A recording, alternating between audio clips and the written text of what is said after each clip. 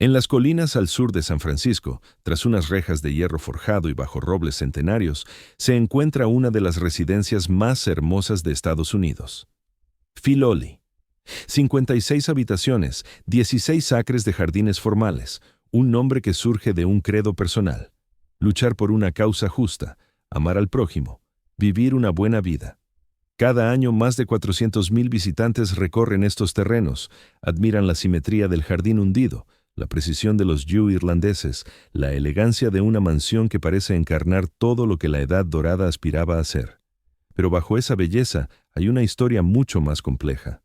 El hombre que construyó Filoli fue tildado de ladrón y sinvergüenza por el periódico de su propia ciudad.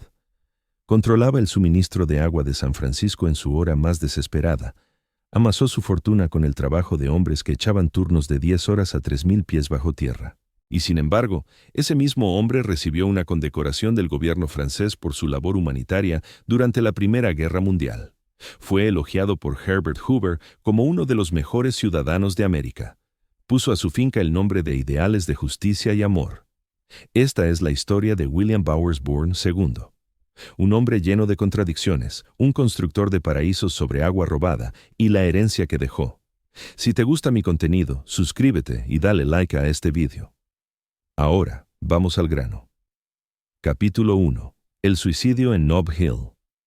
La historia de Filoli no arranca con una construcción, sino con una destrucción. No con un nacimiento, sino con una muerte, y no en las suaves colinas de Woodside, sino en Nob Hill, en San Francisco, durante la primavera de 1874. William Bowers Bourne, el padre, lo había hecho todo bien, o eso parecía. Llegó a San Francisco en plena fiebre del oro, como miles de jóvenes atraídos al oeste por la promesa de riqueza. Pero a diferencia de los mineros que se rompían la espalda en ríos helados, Bourne entendió que el verdadero dinero no estaba en encontrar oro. Estaba en vender cosas a los que lo buscaban. Empezó con un pequeño negocio de mercancías, luego pasó a productos secos, y a medida que crecía su capital, se metió en el ramo que marcaría el futuro de su familia, inversiones mineras. Para la década de 1860, Bourne padre había tomado el control mayoritario de la mina Empire, en Grass Valley, a unos 100 kilómetros al noreste de Sacramento. Era una de las minas de oro en roca dura más antiguas y profundas de California. El tipo de inversión que podía enriquecer a una familia por generaciones o arruinarla por completo. Durante un tiempo, pareció prometer lo primero. La mina Empire le dio una fortuna a Bourne padre, suficiente para construir una mansión en Nob Hill, esa cumbre exclusiva donde los varones del ferrocarril y los reyes de la plata erigían sus palacios. Suficiente para codearse con la alta sociedad de San Francisco. Suficiente para darle a sus hijos todas las ventajas que el dinero podía comprar. Él y su esposa Sarah tuvieron 4 hijos. El mayor fue William hijo, nacido en 1857. Luego llegó Frank, 2 años menor, y 2 hijas, Sarah e Ida. Debería haber sido una vida dorada, y por un tiempo lo fue. Pero en 1872, la tragedia golpeó a la familia por primera vez. El pequeño Frank, con solo 10 años, murió por las heridas de una caída. Los detalles se han perdido en la historia, pero el dolor fue para siempre. Sarah Bourne, la madre, nunca se recuperó del todo, y parece que su marido tampoco. En los años siguientes a la muerte de Frank, la mina Empire empezó a tambalearse. El oro fácil cerca de la superficie ya se había extraído. Las vetas más profundas eran más difíciles de alcanzar, más caras de explotar. Los costes se dispararon, los ingresos cayeron. William Bourne padre, que había construido todo sobre esa única inversión, vio cómo su fortuna se le escapaba de las manos. Para 1874, la situación era crítica. La mina agonizaba, las deudas se acumulaban. La mansión en Nob Hill, ese símbolo de éxito, se había convertido en un monumento a la ansiedad financiera. El 5 de mayo de 1874, por la mañana, William Bowers Bourne padre fue hallado en el baño de su casa en Nob Hill. Había recibido un disparo. Una revólver yacía cerca. El San Francisco Chronicle lo informó como un suicidio. La primera pesquisa del forense parecía confirmar esa conclusión. Un hombre bajo presión económica. Una familia ya marcada por la muerte de un hijo, el arma en su propia mano. Pero entonces ocurrió algo inusual. Se convocó una segunda investigación, y esta vez el veredicto fue otro. Muerte accidental. ¿Qué cambió entre la primera y la segunda pesquisa? El registro histórico es frustrantemente incompleto. Tal vez surgió nueva evidencia. Tal vez el estatus social de la familia influyó en el proceso. El suicidio acarreaba un estigma enorme en la América victoriana, que no solo afectaba a la reputación del difunto, sino al puesto de la familia en sociedad e incluso a sus reclamaciones de seguros. Lo que sabemos con certeza es esto. William Bowers Bourne, padre, había muerto a los 51 años. Su viuda Sarah se quedó con una mina en quiebra, deudas crecientes y 3 hijos supervivientes. El hijo mayor, William hijo, tenía solo 17 años y estaba a 3.000 kilómetros de distancia, estudiando en la Universidad de Cambridge, en Inglaterra. El telegrama que le llegó en la primavera de 1874 contenía noticias circunstancias que alterarían el rumbo de su existencia. Su padre había fallecido. La fortuna familiar pendía de un hilo. La mina Empire, ese pozo insaciable, costoso e improductivo en aumento, pasaba ahora a ser su carga. La mayoría de los jóvenes de 17 años ante tales revelaciones podrían haber sucumbido al pánico, vendido lo vendible para rescatar lo que quedara de la herencia, o haberse refugiado en el anonimato reconfortante de una herencia modesta, por menguada que estuviera. William S. Bourne II no hizo nada de eso, al menos no de inmediato. Se quedó en Cambridge 4 años más para acabar sus estudios. Aprendió, esperó, planeó, y en 1878, con 21 años, regresó por fin a California para encarar su legado. Lo que halló fue una mina que los expertos declaraban agotada, una fortuna que consideraban perdida, un porvenir que vaticinaban solo decadencia. Los expertos, como se vería, se equivocaban. Capítulo 2. Cavando más hondo de lo que nadie se atrevía. Cuando William Bourne llegó a la mina Empire en 1879, se topó con un desastre. Los pozos estaban inundados. El agua se filtraba a través de la roca más rápido de lo que las antiguas bombas podían evacuarla. El mineral a 1.220 pies, la profundidad máxima alcanzada hasta entonces, se había agotado. La veta de cuarzo, que había enriquecido a su padre, parecía haber entregado sus últimos tesoros. Tenía 22 años. Llevaba un apellido familiar y una mina que aparentaba no valer nada. Hizo algo imprevisto. Reestructuró la empresa, creó la original compañía Empire Mill y Minera y proclamó que pretendía excavar más abajo de los 1.200 pies, en abismos que los mineros californianos nunca habían osado explorar. Pero no podía lograrlo en solitario. Necesitaba hombres versados en la minería de roca dura a niveles superiores a todo lo intentado en el oeste americano. Requería tecnología inexistente aún en California. Encontró ambas cosas en Cornualles. Durante más de 1000 años, los hombres de Cornualles, en el suroeste de Inglaterra, habían extraído estaño y cobre de las entrañas de la tierra. Generación tras generación, habían perfeccionado métodos para descender más profundo, para bombear agua, para subsistir bajo tierra. Cuando corrió la voz de que California buscaba mineros de roca dura, los Cornish llegaron. Trajeron su pericia. Trajeron algo llamado la bomba Cornish, un motor de vapor capaz de extraer 18.000 galones de agua al día de los pozos anegados. Con esa sola innovación, la mina Empire pudo ser drenada y reabierta. Para 1890, la población de Grass Valley era un 85% Cornish. La mano de obra de la mina Empire era un 90% de hombres Cornish que se tuteaban como primos Jack y comprendían la roca de formas que los mineros americanos ignoraban. William tomó otra decisión en 1881. Contrató a su primo de 19 años, George Starr, para trabajar como mucker, el puesto más bajo en la mina, cargando escombros en los vagonetas de mineral. George Starr tenía talento. En 6 años ascendió de mucker a minero, a capataz de turno y a superintendente de toda la operación. Introdujo taladros de aire comprimido en 1890, una década antes de que la mayoría de los competidores adoptaran la técnica. Modernizó los métodos de extracción. Hizo que el imperio fuera célebre entre ingenieros de todo el mundo. Bajo la dirección de Starr y el capital de Bourne, los pozos superaron los 1.200 pies, los 2.000, los 3.000. Cada nivel desvelaba nuevas vetas de oro. La apuesta había triunfado. William Bourne había convertido un fracaso inundado en una de las minas de oro más rentables de California. Pero el triunfo y la explotación eran inseparables. Los mineros Cornish, que forjaron la fortuna de Bourne, trabajaban turnos de 10 horas, 6 días a la semana. Ganaban $3 al día. Los taladros de aire comprimido que Starr implantó generaban nubes de polvo rocoso que llenaban los túneles de partículas de sílice.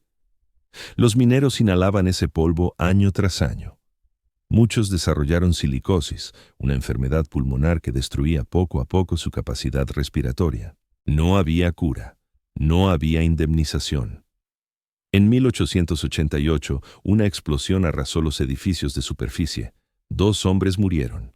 La deflagración destruyó la herrería y el taller de carpintería, dañó el cabrestante principal y hizo añicos todas las ventanas del molino.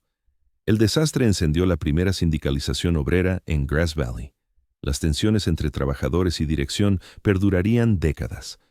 En 1907, los mineros se declararon en huelga por una jornada de 8 horas. En 1919, volvieron a parar por un aumento de $1 diario.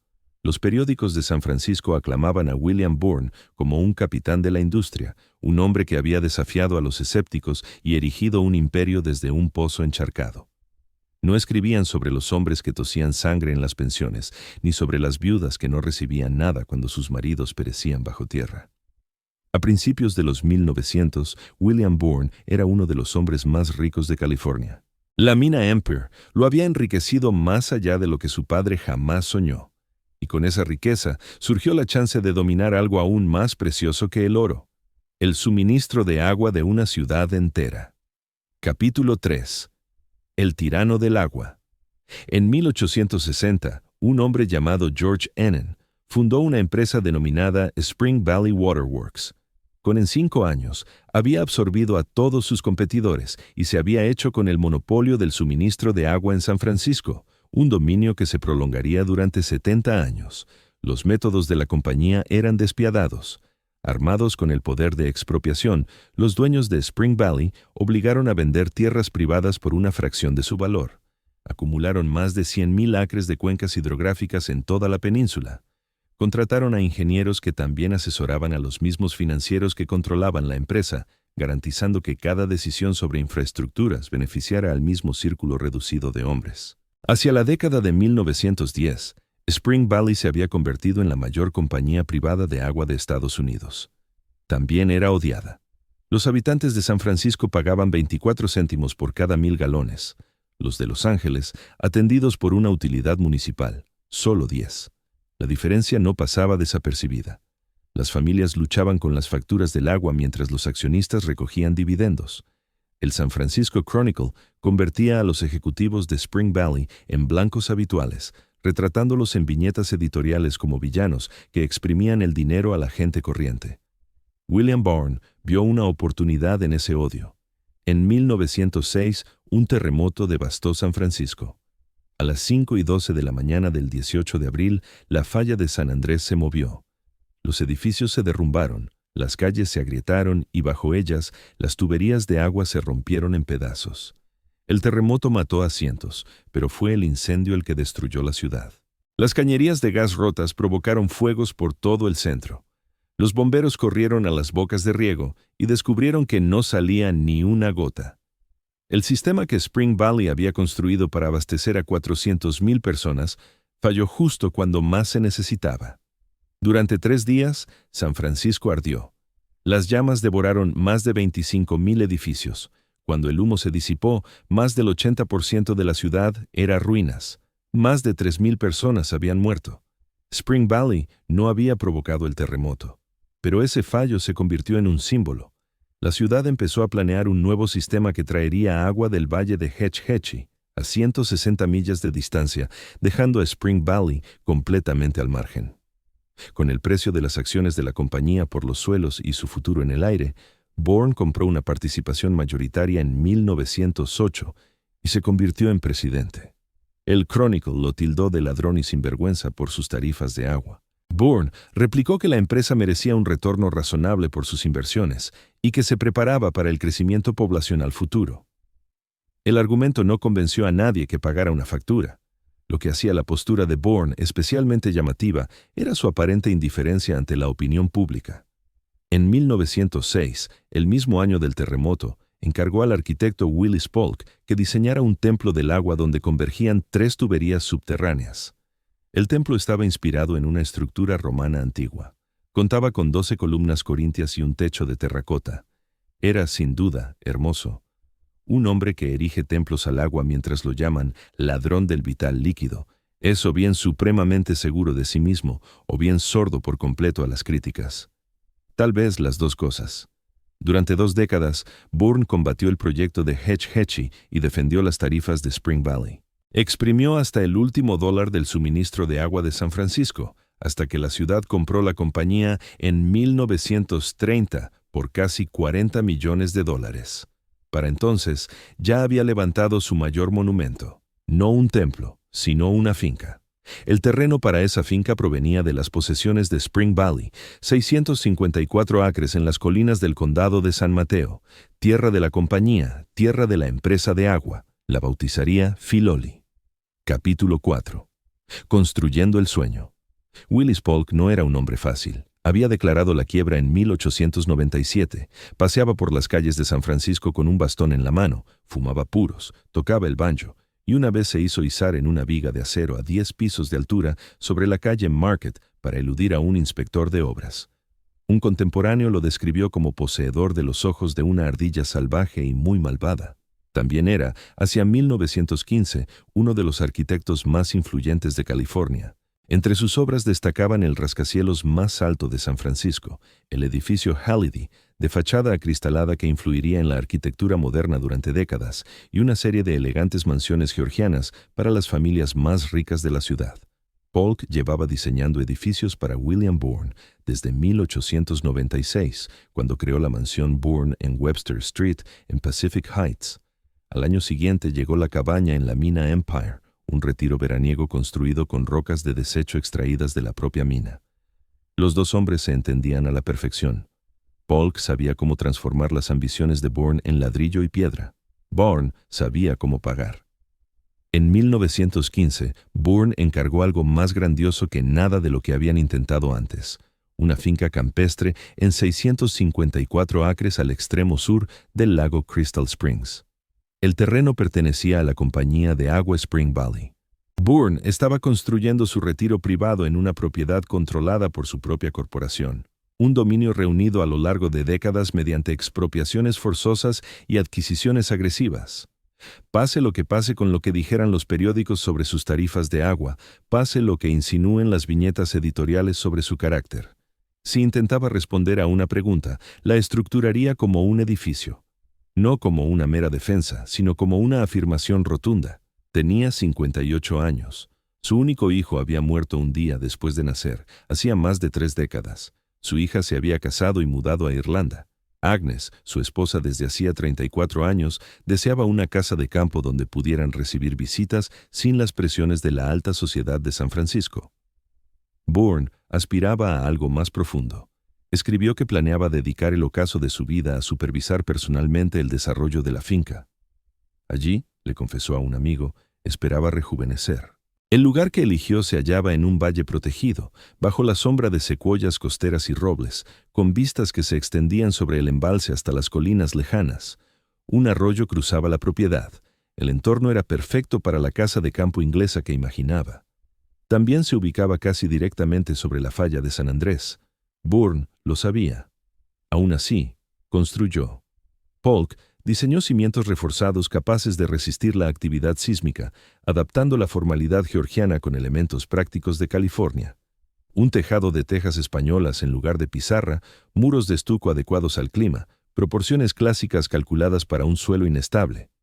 El resultado fue una mansión que pertenecía a dos mundos: la tradición inglesa reinventada en el extremo occidental de un continente.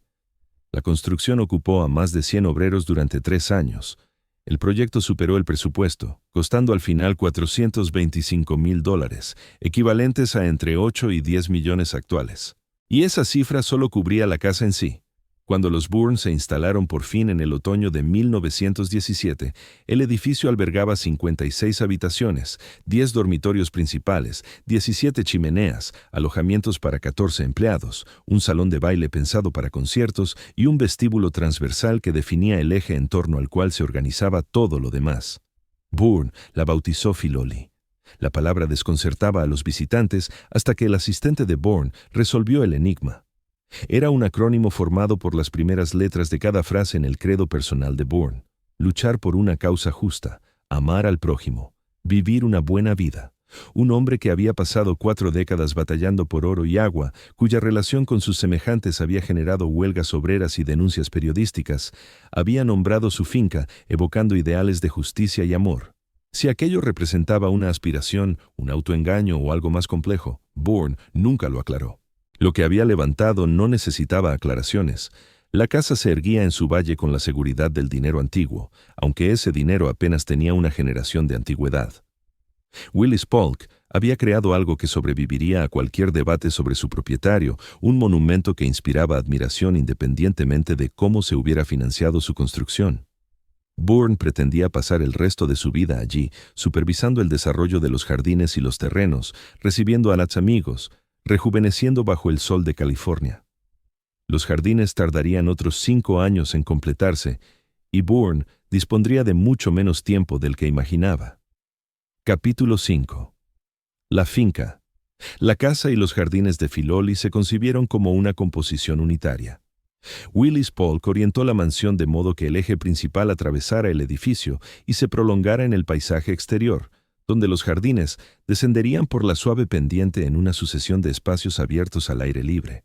Para el diseño de los jardines, los Bourne recurrieron a Bruce Porter, no un arquitecto paisajista de formación, sino un artista cuyos talentos abarcaban desde vidrieras hasta murales y esculturas. Porter nunca había diseñado nada de esa envergadura, pero comprendía la proporción, la luz y la relación entre estructura y espacio. Él delineó el esqueleto del jardín, los muros, los setos, los caminos axiales, la forma en que cada espacio cerrado se abriría al siguiente. Su inspiración provenía de modelos del Renacimiento italiano, una formalidad geométrica adaptada al clima de California. Para las plantaciones, Porter colaboró con Isabella Ward, una horticultora cuya familia tenía profundas raíces en el condado de Marin. Su abuelo, James Ross, había llegado durante la fiebre del oro y adquirido una concesión de tierras mexicanas. La ciudad de Ross lleva su nombre. En 1888, Isabella y sus hermanas habían fundado un negocio de diseño floral en San Francisco, creando arreglos para las familias más adineradas de la ciudad. Ella entendía el color, la estacionalidad y las exigencias particulares de clientes que esperaban la perfección. En Filoli, tradujo la visión estructural de Porter en plantas vivas, seleccionando especies y estableciendo los esquemas de color que definirían cada habitación de jardín. El trabajo avanzó entre 1917 y 1922. Una vez concluido, los jardines formales ocupaban 16 acres. El primer gran espacio bajo la casa era el jardín hundido, un césped rectangular rodeado de setos podados, con 2 olivos gemelos flanqueando un estanque de agua en su centro. El estanque contenía 8,000 galones y estaba plantado con nenúfares. En las mañanas tranquilas, la casa se reflejaba 2 veces, una elevándose de sus cimientos, la otra invertida en el agua debajo. La ironía no precisaba explicación. El presidente de la compañía de agua Spring Valley, el hombre que cobraba a los sanfranciscanos tarifas premium, cobró tarifas por cada galón de agua, había construido una finca donde el agua existía solo por su belleza. La piscina reflectante no tenía ningún fin práctico. Las fuentes que se añadirían más tarde tampoco lo tenían. El riego que mantenía los céspedes verdes durante los veranos secos de California no servía para nada útil, salvo para mostrar lo que un acceso ilimitado al agua podía lograr. Más allá del jardín hundido, el paisaje se desplegaba en espacios diferenciados, el jardín amurallado con sus parterres geométricos dispuestos en torno a un eje central. El jardín de la Catedral de Chartres, nombrado así por los setos recortados que evocaban la forma de las ventanas góticas. El jardín boscoso, donde los plantíos cultivados cedían paso a los robles nativos. Cada recinto ofrecía colores distintos, luces diferentes, estados de ánimo variados. Un visitante podía pasar horas recorriendo estos espacios, pero Filoli estaba diseñada para funcionar tanto como para impresionar. Detrás de los jardines formales se encontraban las zonas de trabajo donde se cultivaban verduras y flores de corte para la casa. El personal de 14 personas necesitaba alimentarse. Las cenas requerían centros de mesa. La mansión precisaba suministros constantes de flores frescas para llenar sus muchas estancias. Isabella Ward supervisaba estas cuestiones prácticas con el mismo cuidado que dedicaba a las exhibiciones ornamentales. La finca se extendía mucho más allá de las áreas cultivadas. Las 654 acres completas incluían bosques de secuoyas costeras, arboledas de robles, praderas abiertas y el arroyo que había atraído a Bourne al lugar. Senderos serpenteaban por este paisaje más salvaje, ofreciendo una escapada de la formalidad de los jardines hacia algo más próximo a la California, que existía antes de que los hombres con dinero llegaran a remodelarla. Para 1922, la obra esencial estaba terminada. La casa y los jardines funcionaban tal como Bourne los había imaginado, una composición unificada donde la arquitectura y el paisaje se reforzaban mutuamente, donde la formalidad del viejo mundo se encontraba con la abundancia del nuevo, donde una fortuna extraída del oro y el agua se había transformado en algo que aspiraba a la permanencia. William Bourne tenía 65 años. Había construido exactamente lo que se había propuesto. Pero en agosto del año anterior, algo había ocurrido que redefiniría su relación con este lugar que había creado. Había sufrido un derrame cerebral. Capítulo 6. El héroe que nadie esperaba. En agosto de 1914, William Bourne se encontraba en Inglaterra cuando estallaron las armas. El asesinato de un archiduque en Sarajevo había desencadenado una reacción en cadena por toda Europa. Y para el 4 de agosto, Gran Bretaña había declarado la guerra a Alemania. Bourne se vio atrapado en Londres en el peor momento posible, junto con unos 100.000 turistas estadounidenses, más que habían estado disfrutando del verano en el continente. Los turistas quedaron varados, los bancos no honraban sus cartas de crédito, los barcos habían dejado de cruzar el Atlántico, los hoteles estaban llenos hasta la capacidad. En el Savoy, una operación improvisada de ayuda se organizó en el vestíbulo y los pasillos. El hombre que la coordinó era un ingeniero de minas de 40 años llamado Herbert Hoover. Bourne conocía a Hoover. Ambos tenían raíces en el mundo minero de California.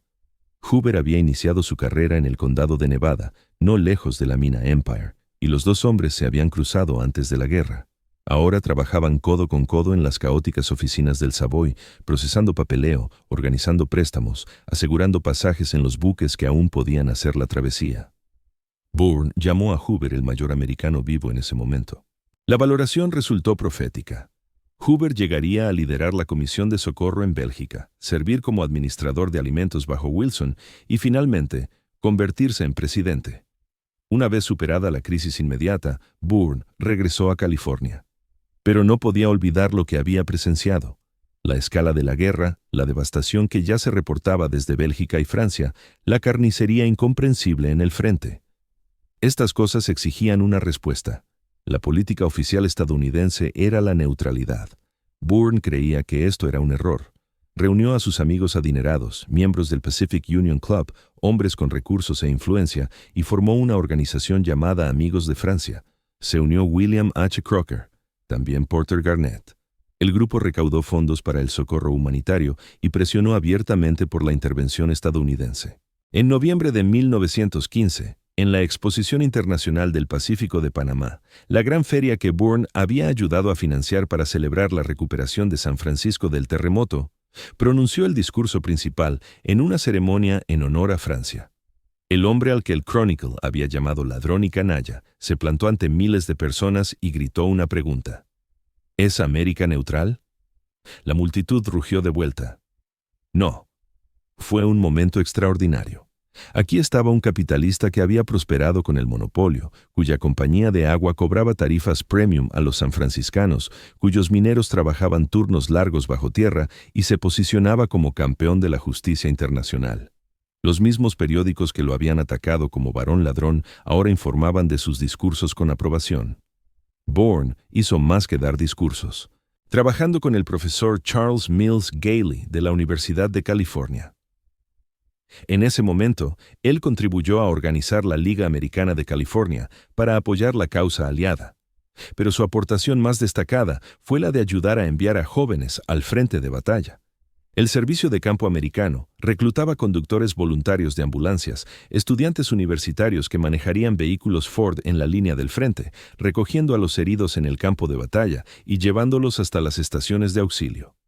Estos voluntarios requerían financiación, tenían que costear su propio equipo y gastos antes de que el ejército los aceptara. Joseph Houston Eastman, un estudiante de Stanford, empezó a organizar el reclutamiento en el campus. Su hermano Samuel trabajaba para Bourne en San Francisco. Cuando Joe solicitó ayuda para financiar a los voluntarios, Bourne respondió de inmediato.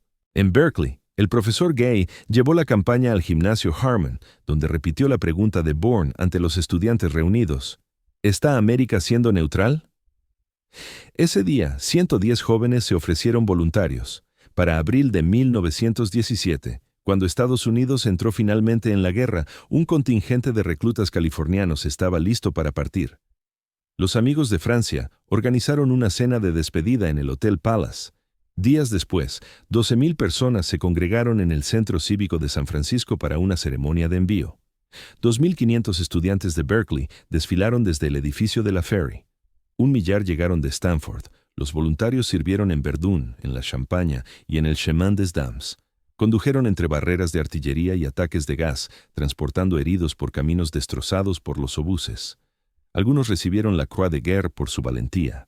Otros no regresaron. El 11 de noviembre de 1918 se firmó el armisticio. El 30 de julio de 1920, William Bourne fue nombrado oficial de la Légion d'honneur por sus servicios a Francia durante la guerra. También le concedieron la Reconnaissance Française, una medalla otorgada a solo 38 estadounidenses. El San Francisco Chronicle informó de estos honores sin ironía. El hombre al que una vez caricaturizaron como ladrón de agua se había convertido en un humanitario condecorado. Las contradicciones de su carácter no se habían resuelto. Simplemente se habían ampliado para abarcar nuevos horizontes. Bourne tenía 63 años. Había construido una finca, preservado una mina de oro, monopolizado el agua de una ciudad e impulsado a jóvenes a luchar por Francia. El gobierno francés lo había reconocido. Los periódicos se habían suavizado. Su lugar en la historia de California parecía asegurado. Pero el derrame que había sufrido el verano anterior ya lo había cambiado todo. El hombre que una vez descendía por pozos mineros y cruzaba océanos, ahora se desplazaba por Filoli en una silla de ruedas. El resplandor posterior que había imaginado, décadas supervisando personalmente su finca, rejuveneciendo en su paraíso privado, resultaría muy distinto a lo planeado. Pasaría los siguientes 15 años observando desde las ventanas. Capítulo 7. La conexión irlandesa. Ya hemos visto que la hija de William Bourne se casó con un irlandés y se mudó al otro lado del Atlántico. Pero la historia de cómo ese matrimonio llegó a moldear dos fincas en extremos opuestos del mundo merece contarse al completo. Arthur Rose Vincent era un juez colonial británico que viajaba de regreso desde Shanghái cuando conoció a Emma Bourne en un transatlántico.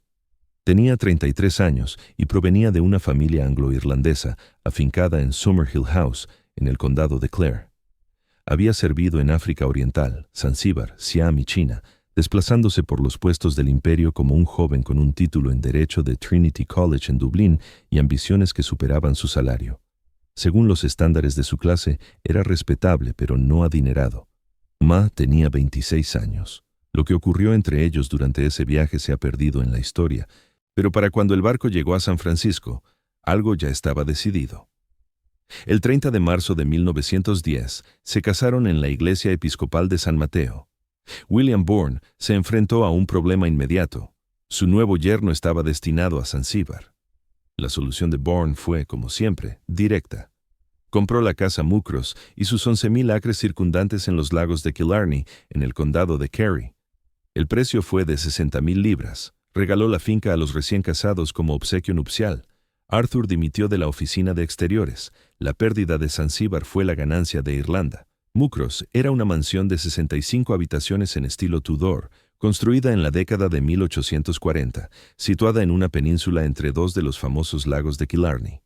La reina Victoria se había alojado allí en 1861, un evento que casi arruinó a los antiguos propietarios, que gastaron sin medida para preparar la visita real. La propiedad incluía bosques antiguos de robles, vistas a las montañas y algunos de los paisajes más celebrados de Irlanda. Para los Bourne, Mucros se convirtió en un segundo hogar.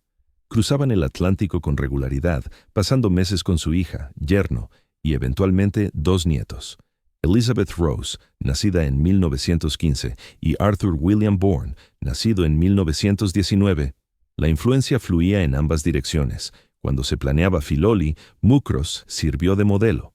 El estilo georgiano adaptado a California. La relación entre la casa y el paisaje, la sensación de un mundo autosuficiente. Estos elementos se inspiraban directamente en lo que los Bourne habían experimentado en Irlanda. Pero la conexión más tangible se encuentra hoy en los jardines. Los tejos irlandeses que bordean los senderos de Filoli, M. Más de 200 ejemplares de ellos, con sus formas oscuras y columniformes que salpicaban el paisaje, fueron cultivados a partir de esquejes recogidos en Muckross. Los Bourne trajeron esos esquejes a California y los cuidaron en la Empire Cottage de Grass Valley antes de trasplantarlos a Filoli. Cada visitante que pasea entre aquellos árboles recorre un vínculo vivo con el condado de Kerry. Entre 1911 y 1932, los Vincent invirtieron más de 110,000 libras en mejorar los jardines hundidos de Muckross, los jardines rocosos y el paisajismo que transformó por completo los terrenos. Las dos fincas evolucionaron en paralelo, con una fortuna estadounidense remodelando paisajes en lados opuestos del mundo. Arthur Vincent se convirtió en una figura destacada de la vida irlandesa. Ocupó el cargo de alto sheriff de Kerry en 1915. Durante los años turbulentos de la independencia y la guerra civil, navegó la transición del dominio británico al Estado Libre y terminó sirviendo en el Seanad. Para Muckross representaba un hogar como California, nunca lo había sido del todo. En Irlanda había hallado una existencia que le encajaba a la perfección.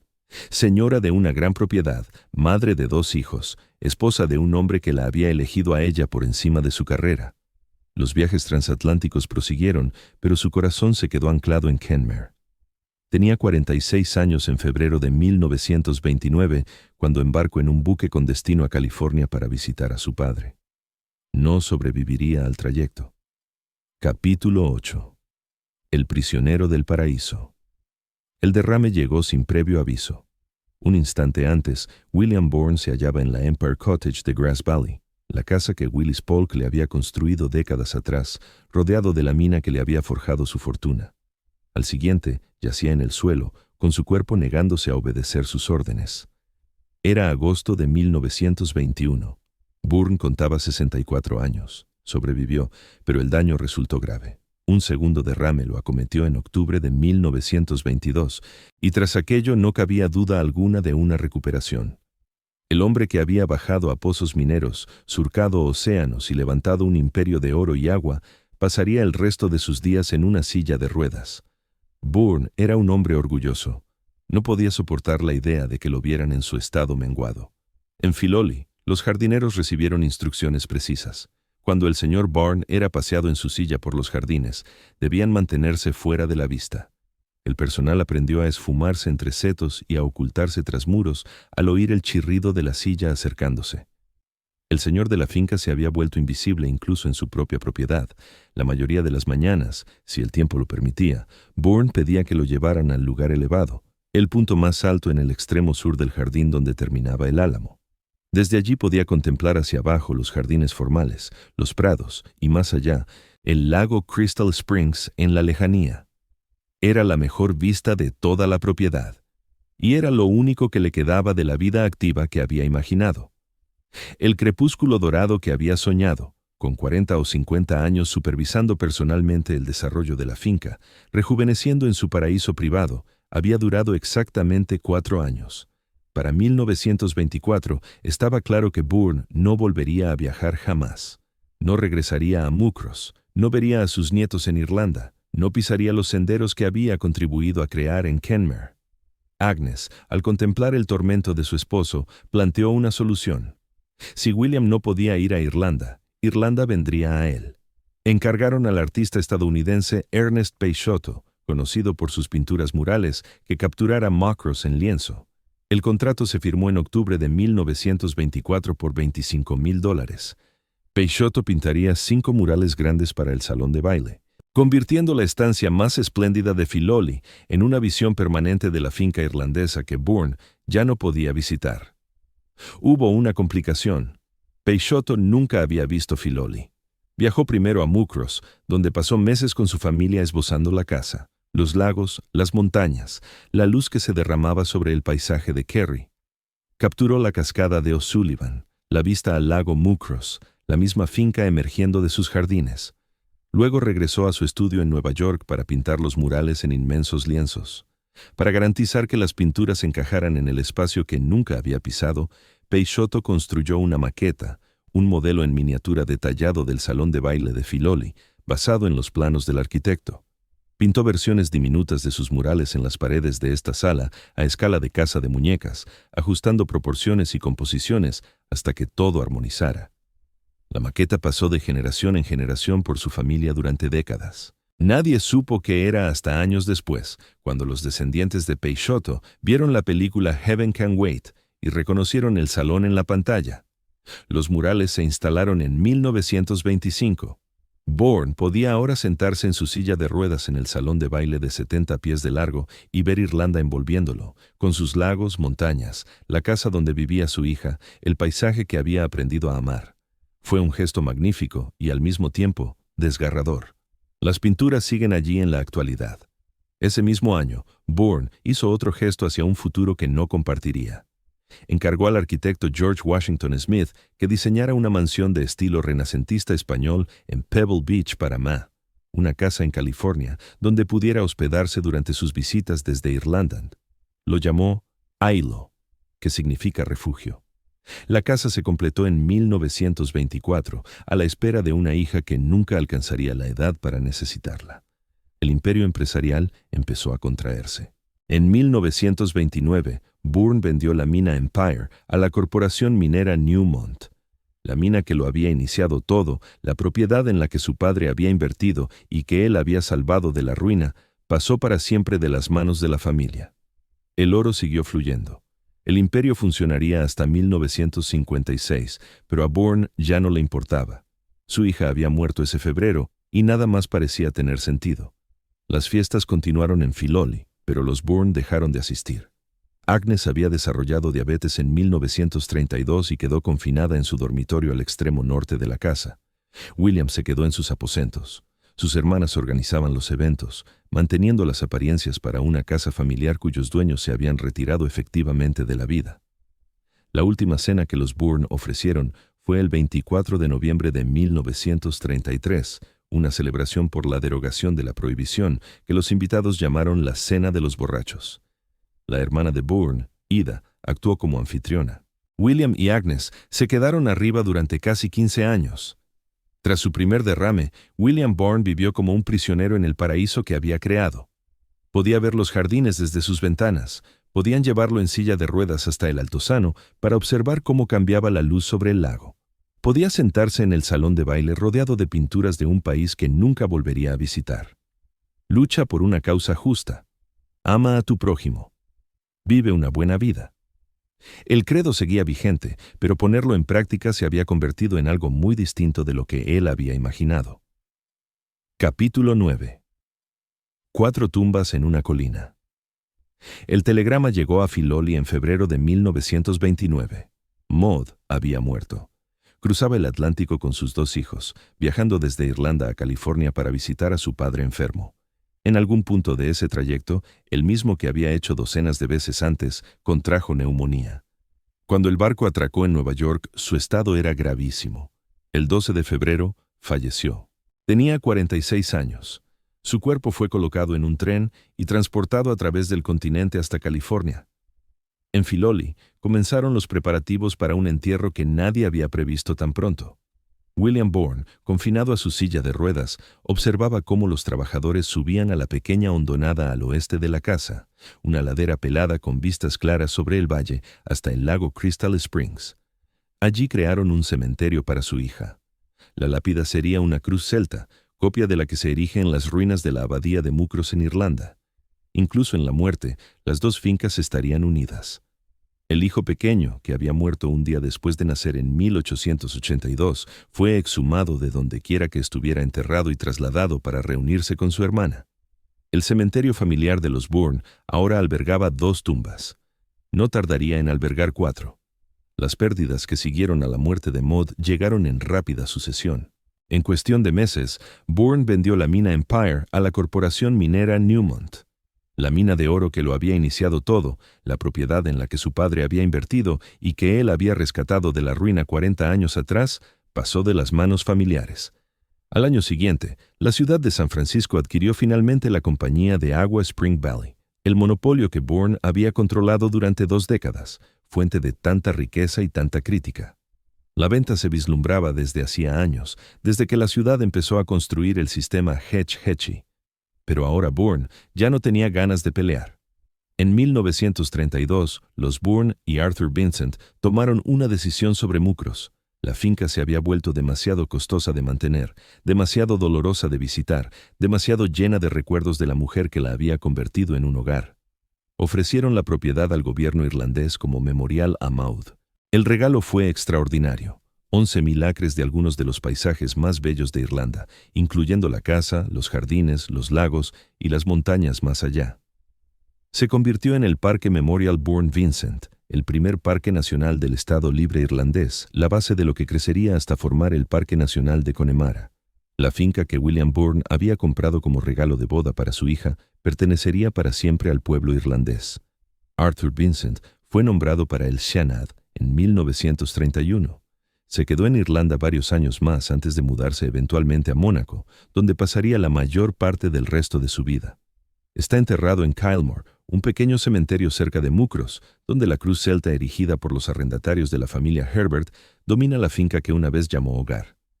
En Filoli, la casa se contrajo alrededor de sus ocupantes menguados. Agnes había desarrollado diabetes en 1932 y quedó confinada en su dormitorio. William permaneció en su silla de ruedas, atendido por el personal, visitado ocasionalmente por sus hermanas. Las fiestas continuaron. Su hermana Ida actuó como anfitriona, pero los Bourne ya no asistían. Se habían retirado de la vida de la casa que habían construido. El 3 de enero de 1936, Agnes Moody Bourne murió en Filoli. Tenía 75 años. Había estado casada con William durante 54 años desde aquella ceremonia en Yonkers en 1881, cuando ambos eran jóvenes y el futuro parecía ilimitado. William le sobrevivió solo 6 meses. El 5 de julio de 1936 falleció en Filoli a los 79 años. Había visto partir antes a su hijo, a su hija y a su esposa. Había contemplado cómo su imperio se desvanecía con la mina vendida, la compañía de aguas enajenada y la finca irlandesa regalada. Sus últimos 15 años los pasó como un prisionero en el paraíso que él mismo había forjado, incapaz de caminar, de viajar, reducido a permanecer en su silla de ruedas y a contemplar los jardines y el lago que se extendían más allá. Lo sepultaron en el montículo junto a Agnes Bourne y el hijo pequeño, que nunca tuvo oportunidad de vivir. La cruz celta, réplica de la que se erige en la abadía de Mucros, vigilaba sobre todos ellos. Lucha por una causa justa. Ama a tu prójimo. Vive una buena vida. El lema perduraba, grabado en el significado del nombre de la finca, pero la familia que le había dado sentido había desaparecido. En 1981, la hija de Agnes, Elizabeth Rose, la nieta nacida en Mucros en 1915, fue inhumada en la parcela familiar. La línea directa en Filoli se había extinguido. La mansión permanecía vacía, aguardando a que alguien más le otorgara un propósito. Capítulo 10. El regalo. La casa estuvo desierta apenas unos meses. En los últimos días de 1936, un periódico de San Francisco informaba de una transacción inmobiliaria extraordinaria. William P. Roth, presidente de la compañía de navegación Matson, y su esposa Lurleen habían adquirido Filoli por $225,000. Los Roth figuraban entre las escasas familias de la bahía de San Francisco capaces de permitirse tal compra. La Gran Depresión había arrasado la mayoría de las antiguas fortunas, pero los Matson eran magnates del transporte marítimo, y ese sector había resistido. Lurleen Matson Roth era hija del capitán William Matson, un inmigrante sueco que había levantado una de las flotas comerciales más grandes del Pacífico. La habían nombrado en honor a uno de los barcos de su padre, un bergantín llamado Lurleen, que en su día transportaba mercancías entre California y Hawái. Su esposo había ascendido hasta dirigir la empresa fundada por el progenitor de ella. Cuando se instalaron en Filoli a principios de 1937 con sus 3 hijos, William, de 21 años, y las gemelas de 17, Lurline y June, trajeron consigo esa misma mezcla de riqueza y ambición que había levantado la finca en sus orígenes. El patrón se repetía de formas inquietantes. Al igual que William Bourne antes que él, William Roth sufriría un derrame incapacitante. El suyo llegó en 1943 y como Agnes Bourne había hecho por su marido 2 décadas atrás, Lurline adaptó la propiedad para ajustarse a sus limitaciones. En 1946 se añadió una piscina para su rehabilitación, un remedio que los Bourne nunca habían considerado.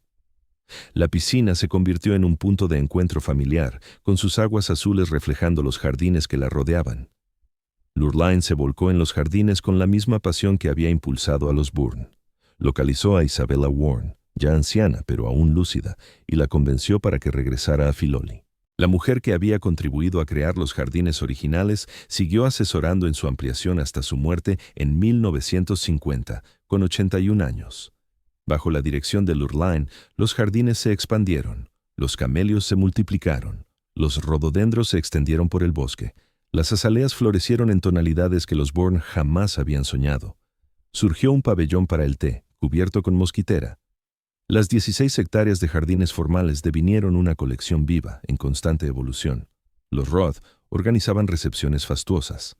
Amelia Earhart visitó en 1937 y llevó a Lurline en un vuelo sobre la finca, solo unos meses antes de que la aviadora se perdiera en el Pacífico. El pianista polaco Ignacy Jan Paderewski actuó en el salón de baile, donde aún colgaban los murales irlandeses de Ernest Peixoto. En 1939, las hijas gemelas debutaron en sociedad en una fiesta tan opulenta que los periódicos comentaron que habían sido lanzadas al mundo como transatlánticos de lujo, una metáfora idónea para los imperios navieros. William Roth murió en 1963 a los 83 años. Lurline tenía 73. Podría haber vendido entonces la finca. Podría haberse mudado a algo más modesto y manejable. En cambio, se quedó. Sola en la mansión de 56 habitaciones, prosiguió cuidando los jardines, mejorándolos, compartiéndolos con visitantes de sociedades botánicas y clubes de jardinería de todo el mundo. En 1973 recibió la medalla al servicio distinguido de los clubes de jardinería de América. 2 años después, con 85, tomó una decisión que marcaría el destino de Filoli para siempre. Se había encontrado un comprador para la finca. Pero al enterarse de que los nuevos propietarios no permitirían el acceso público, de que los jardines que ella había cultivado durante casi 4 décadas se cerrarían a los visitantes, rechazó finalizar la venta. En su lugar, donó Filoli en su totalidad al Fondo Nacional para la Preservación Histórica, junto con una dote de $2,4 millones para garantizar su mantenimiento. Filoli es demasiado hermosa para ser privada, declaró. La finca abrió al público en 1975. Lurline Matson Roth falleció una década más tarde, el 4 de septiembre de 1985, un día después de cumplir 95 años. Le había sobrevivido a su esposo 22 años y había dedicado esos años a asegurar que la casa que William Bourne había construido pertenecería a todo el mundo. Las cámaras llegaron casi de inmediato. En 1978, Warren Beatty rodó El cielo puede esperar en Filoli. Trotando por los jardines en las escenas iniciales, la película recibió 9 nominaciones a los Oscar. 3 años después, la finca apareció en los créditos de apertura de Dinastía, la telenovela televisiva que encarnaba el exceso de los años 80. Cada semana, millones de espectadores contemplaban un plano en helicóptero que sobrevolaba los jardines y la fachada georgiana, aunque solo la conocían como la mansión de los Carrington. La serie duró 9 temporadas. Le siguieron las películas, El Club de la Buena Suerte, El Juego, Elhon Lee Perfecto. La finca que William Bourne había erigido para huir del escrutinio público se había convertido en una de las propiedades más fotografiadas de Estados Unidos. Hoy en día, más de 400,000 visitantes recorren cada año los jardines de Filoli. Fotografían el tejo irlandés que brotó de esquejes traídos de Muckross. Admiran el jardín hundido con su estanque de nenúfares. Se detienen en el salón de baile bajo los murales de Ernest Peixoto e intentan evocar la sensación de ser William Bourne, postrado en su silla de ruedas, contemplando imágenes pintadas de una Irlanda que ya no podía visitar. El 15 de noviembre de 2023, el presidente Joe Biden y el presidente chino Xi Jinping se reunieron en Filoli durante 4 horas de conversaciones en la Cumbre de Cooperación Económica Asia-Pacífico. Pasearon por los jardines donde antaño habían caminado los Bourne, donde los Roth habían criado a sus hijos, donde Amelia Earhart había andado antes de subir a su avión y desvanecerse en la historia. La reunión se transmitió al mundo entero. Lucha por una causa justa. Ama a tu prójimo. Vive una buena vida. El credo de William Bourne perdura, grabado en el mismo nombre del lugar que creó. Su imperio ha desaparecido, la mina de oro vendida, la compañía de agua absorbida, la finca irlandesa cedida a otra nación. Su esposa, su hija y su hijo pequeño yacen enterrados en la ladera bajo una cruz celta. Pero la casa se mantiene en pie, los jardines florecen y cada año cientos de miles de personas acuden a Filoli para recorrer los senderos que él trazó, para sentarse en las estancias que amuebló, para ocupar su lugar y contemplar las colinas de California. Él esperaba rejuvenecer allí. Envejeció, en cambio, observando desde su silla de ruedas cómo los años se escurrían. Pero la belleza que forjó le ha sobrevivido. Ha superado a su familia, a su fortuna, incluso al recuerdo de su nombre para la mayoría de los visitantes que cruzan sus puertas. Eso, tal vez, sea el verdadero legado.